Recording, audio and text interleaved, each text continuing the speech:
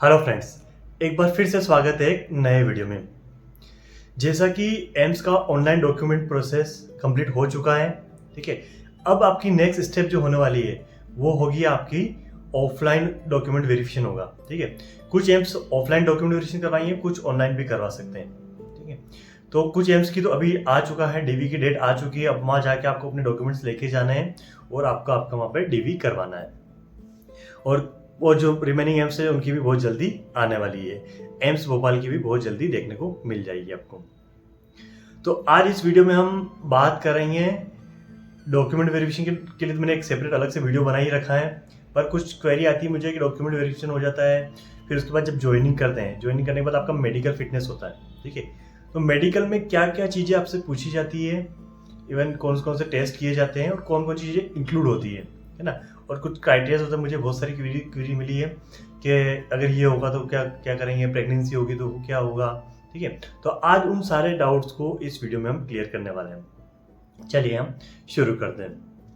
अब बात करते हैं जैसे कि आपका जब ऑफलाइन डीवी कंप्लीट हो जाएगा तो एक एलिजिबिलिटी लिस्ट आएगी आपकी, है ना, जिसमें आपको पता चल जाएगा हाँ एलिजिबल हो, या कुछ जो कैंडिडेट अगर किसी के डॉक्यूमेंट्स में कुछ कमी है तो वहाँ मेंशन हो जाएगा, ठीक है। तो पता चल जाएगा आपको। फिर उसके बाद जब फाइनल आपका जब ज्वाइनिंग लेटर आएगा, ठीक है, उस टाइम पे आपको आपका मेडिकल फिटनेस सर्टिफिकेट वहाँ चाहिएगा। तो कुछ एम्स होता है कि खुद वो करवाते हैं, वहाँ पे एम्स में आपको ज्वाइनिंग लेनी होती है, फिर आपको टाइम दिया जाता है, आपको वहाँ करना होता है। और कुछ एम्स होते हैं जो आप ऑलरेडी आपके डिस्ट्रिक्ट हॉस्पिटल्स वगैरह है, वहाँ से आप मेडिकल फिटनेस सर्टिफिकेट बनवा के लाइए और यहाँ पे आप डायरेक्ट ज्वाइनिंग लीजिए।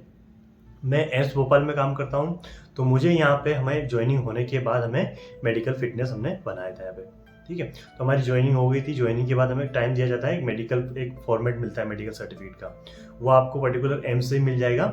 या फिर अगर आपको डिस्ट्रिक्ट हॉस्पिटल से अगर वो एम्स ने बोला है आपके जब ज्वाइनिंग लेटर आएगा तो उसमें मेंशन होगा आपको सर्टिफिकेट लाना है या फिर वहीं करवाएंगे, ठीक है। तो जैसा भी होगा तो आपको उस ज्वाइनिंग लेटर में देख के करना है। अब बात करते हैं कि क्या क्या टेस्ट इंक्लूड होते हैं, है ना, क्या क्या क्राइटेरियाज होते हैं मेडिकल फिटनेस सर्टिफिकेट के, वो चीज़ें की बात करते हैं। जैसे कि आप नॉर्मल टेस्ट की बात करते हैं कि टेस्ट कौन कौन से होंगे आपके, ठीक है। जैसे कि नॉर्मल अपना ब्लड टेस्ट होगा, जिसमें आपका LFT, RFT, CBC, ये सारी इन्वेस्टिगेशंस आपकी होगी, उसके अंदर मेंशन होगी, ठीक है। और उसके बाद करते हैं, ये ब्लड टेस्ट में हो गया तो सारी चीज़ ऑलमोस्ट यहाँ क्लियर होगी। और इसमें कुछ वायरल मार्कर्स होते हैं अपने, है ना, वायरल मार्कर जैसे कि हेपेटाइटिस B, हेपेटाइटिस C और अपना HIV जो होता है अपना, उसकी अपन टेस्ट होता है वायरल मार्कर। और ये जो टेस्ट होते हैं ये कॉन्फिडेंशियल रखे जाते हैं, इसकी रिपोर्ट हमें बाद में नहीं मिलती है, ठीक है। अगर इसमें किसी को कुछ पॉजिटिव आता है, कुछ भी होता है, तो वो पर्सनल उसी कैंडिडेट से कांटेक्ट किया जाएगा और वो पर्सनल जो भी होगा उसका वहाँ बताएंगे, पर आपको रिजेक्ट नहीं किया जाएगा, ठीक है। वो उस बेसिस पे आपका ट्रीटमेंट स्टार्ट करेंगे, जो भी काफ़ी कंडीशंस होगी उस हिसाब से वो देखेंगे। और अब इसके बाद बात करते हैं आपका, जैसे कि आपकी जो CBC और जो आप ब्लड टेस्ट करवाओगे इसकी रिपोर्ट आपको मिलेगी, ठीक है। अगर एम्स से करवा रहे हो तो वहाँ मिलेगी, अगर वहाँ आप बाहर करवा रहोगे तो बाहर तो आपको ऑब्वियसली सारी रिपोर्ट्स मिल ही जाएगी, ठीक है। पर एम्स में जो मेरा हुआ है मैं उसकी कंडीशन आपको बता रहा हूँ। मोस्ट ऑफ एम्स में ऐसा ही होता है, ठीक है। तो उसके बाद आपका ब्लड टेस्ट हो जाएगा, आपके वायरल मार्कर्स की भी टेस्टिंग हो जाएगी। उसमें आपको चेस्ट एक्सरे करवाना पड़ेगा ना, आपका चेस्ट एक्सरे होगा, है ना, वो आपको कंपलसरी रहेगा, वो करवाना होगा। चेस्ट एक्सरे देख के फिर आपको जो मेडिकल ऑफिसर्स होते हैं, है ना, उनके पास जाना है, उनको रिव्यू करना है और उस पर आपको फिजिकल फिटनेस जो रहेगा आपका वहाँ पे मेडिकल सर्टिफिकेट, उस पर आपको हर सभी के साइन करवाने होते हैं, ठीक है। फॉर एग्जांपल के लिए ब्लड टेस्ट करवाया तो हमें MD के पास जाके वो सारी रिपोर्ट्स दिखाएंगे, फिर वो अपने सर्टिफिकेट जो रहेगा हमारा मेडिकल सर्टिफिकेट उस पर साइन करेंगे। ऑप्थेल्मोलॉजिस्ट आई चेकअप भी होता है ना, आई चेकअप भी होता है, तो वहाँ हमारा नंबरिंग आई में किसी भी टाइप की डिजीज कुछ भी होगा तो वो भी मेंशन होगा और वहाँ पे हमारा वो सिग्नेचर होंगे, ठीक है। आई में कुछ बच्चों का क्वेश्चन आता है कि अगर विजन कम है ना, या किसी और का रिलेटेड कुछ दिक्कत है तो क्या हमें रिजेक्ट कर देंगे? रिजेक्ट आपको नहीं करेंगे, डिस्क्वालीफाई आपको किसी भी कंडीशन में नहीं करेंगे अभी, ठीक है। आपकी कंडीशन को समझेंगे, आपके अकॉर्डिंग देखा जाएगा। जैसे आपका विजन अगर लो है, ठीक है, तो आप ऐसे जैसे कि कुछ ऐसा डिपार्टमेंट आपको अलॉट कर देंगे, ठीक है, जहाँ विजन से रिलेटेड थोड़ा कम वर्क हो, कुछ भी हो, तो वो चीज़ें आपको मिल जाएगी ना, आपकी मेडिकल कंडीशन के अकॉर्डिंग मिलेगी। ऐसा नहीं होगा कि आपको निकाल दिया जाएगा, निकालेंगे नहीं आपको। ठीक है। अपना ईयर टेस्ट होता है ना, ईयर टेस्ट भी होता है, हियरिंग टेस्ट करते हैं, दोनों ईयर्स को चेक किया जाता है, फिजिकल भी चेक किया जाता और आपको हियरिंग वगैरह भी देख की जाती है वहाँ पे। तो ईयर टेस्ट भी होगा आपका, थ्रोट ईएनटी का रिलेटेड भी होगा, मतलब ओवरऑल आपकी पूरी बॉडी का चेकअप होना है, ठीक है, जिसमें आपका ईयर हो गया, आई हो गया, सारी चीज़ें अपने को चेकअप किया जाएगा। चेस्ट एक्सरे हो जाएगा, आपका ब्लड टेस्ट हो जाएगा, ठीक है, वायरल मार्कर्स हो जाएंगे।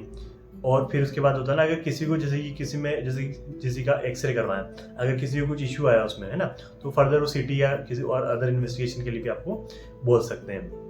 तो नॉर्मल जो टेस्ट होने हैं यही होने हैं, ठीक है। इसमें कुछ ही हो, अगर कुछ दिक्कत आती है, कुछ भी आती है, तो वो फर्दर आपको एम्स के वहीं आपको बात करनी पड़ेगी और उस वहाँ सारी चीज़ें मेंशन हो जाएगी।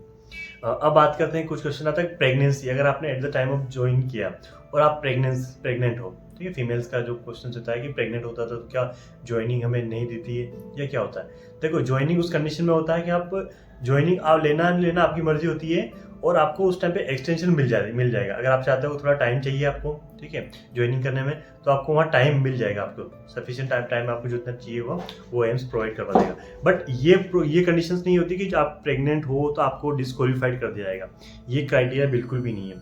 मेरे साथ की जो बेस थी उसमें भी कुछ फीमेल्स थी जो प्रेग्नेंट थी, उन्होंने भी एक्सटेंशन लिया था और उनकी भी ज्वाइनिंग हुई है। तो ऐसा कोई दिक्कत वाली बात नहीं है कि आप प्रेग्नेंट है तो आपको डिस्क्वालीफाई कर दिया जाएगा।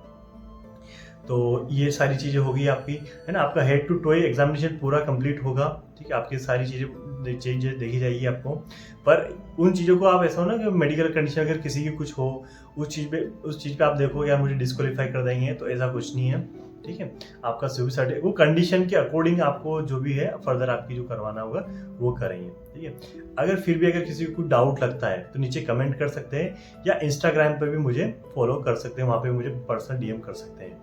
और मेरी पर्सनल लाइफ के बारे में जो मुझे इंस्टाग्राम पे फॉलो कर रहे हैं उनको तो पता चल ही रहा होगा, ठीक है।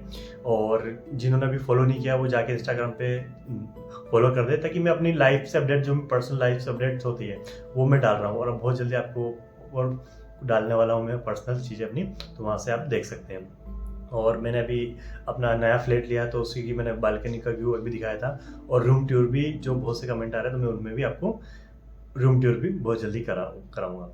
तो पूरा वीडियो यहाँ तक देखने के लिए थैंक यू सो मच, मिलते हैं नेक्स्ट वीडियो में बहुत जल्दी।